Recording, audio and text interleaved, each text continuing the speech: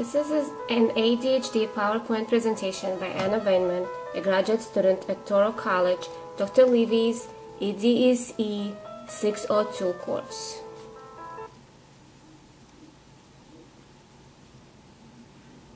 ADHD is an attention deficit hyperactivity disorder. It is a chronic condition that affects millions of children and often persists into adulthood. Problems associated with ADHD include inattention and hyperactive impulsive behavior.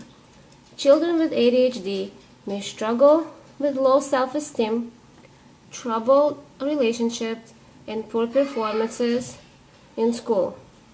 ADHD is one of the most common neurobehavioral disorders of childhood. While treatment won't cure ADHD, it can help a great deal with symptoms. Treatment typically involves psychological counseling, medications, or both. A diagnosis of ADHD can be scary, and symptoms can be a challenge for parents and children alike.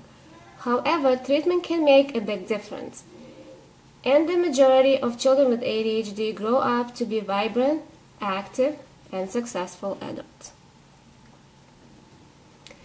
ADHD has three types. First, predominantly, is inattentive. Second, hyperactive impulsive.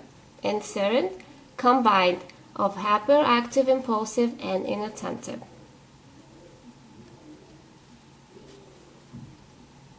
ADHD symptoms may be inattention, hyperactivity, and impulsivity.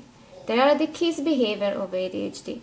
It is normal for all children to be inattentive, hyperactive, or impulsive sometimes. But for children with ADHD, these behaviors are more severe and occur more often. To be diagnosed with the disorder, a child must have symptoms for 6 or more months and to a degree that is greater than other children the same age. Children who have symptoms of inattention may be easily distracted, miss details, forget things, and frequently switch from one activity to another. They may have difficulty focusing on one thing. They may become bored with a task after only a few minutes, unless they're doing something enjoyable. They may have difficulty focusing attention on organizing and completing a task or learning something new. They may also have trouble completing or turning in homework assignments.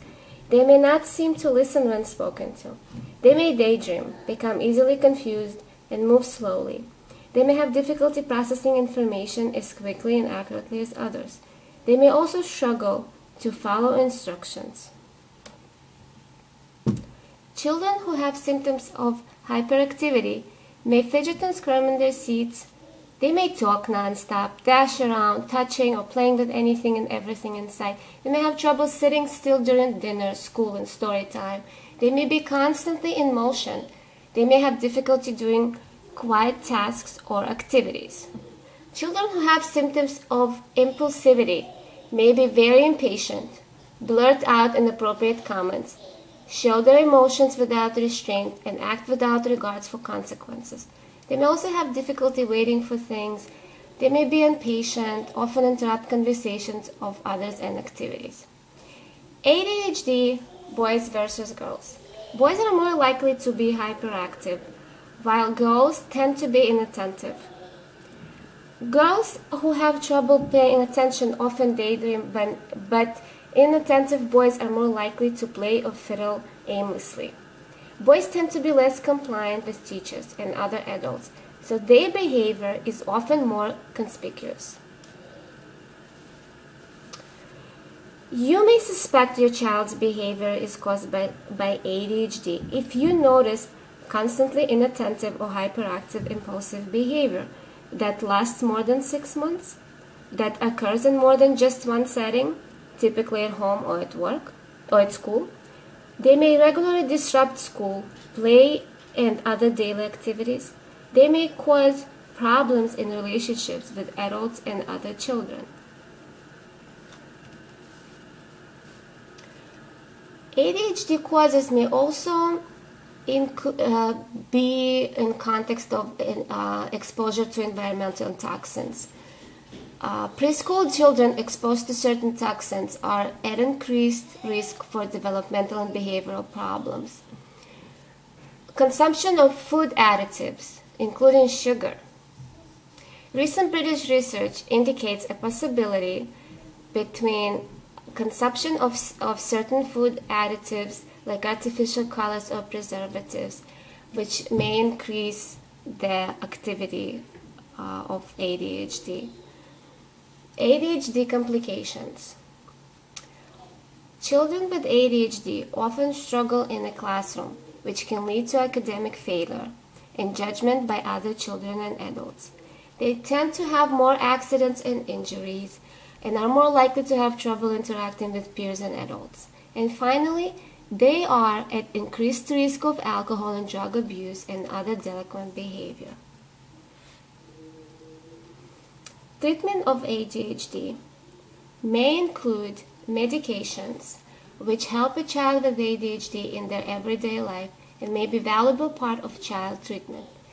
Such stimulants or non-stimulants medication are in proper use. Behavioral intervention strategies can help reduce ADHD effects on relationships with family and how well they do in their classes. As a teacher, you may create a routine, get organized, avoid distractions, limit choices, and use goals and rewards. Other treatment options for ADHD may include parent training. Children with ADHD may not respond to the usual parent practices, so experts recommend parents' education, which can be conducted in groups or with individual families and are offered by therapists or in special classes. Example of such can be children and adults with attention deficit hyperactivity disorder, CHADD. Here are the following tips that teachers may use within the classroom environment. Use a homework folder for parent-teacher communications. Make assignments clear. Give positive reinforcement. Be sensitive to self-esteem issues. Involve the school counselor or psychologist. Incorporate behavioral prompts such as visual cues, proximity control, and hand gestures. Provide social skill classes and problem-solving sessions. Here is the list of online resources for ADHD.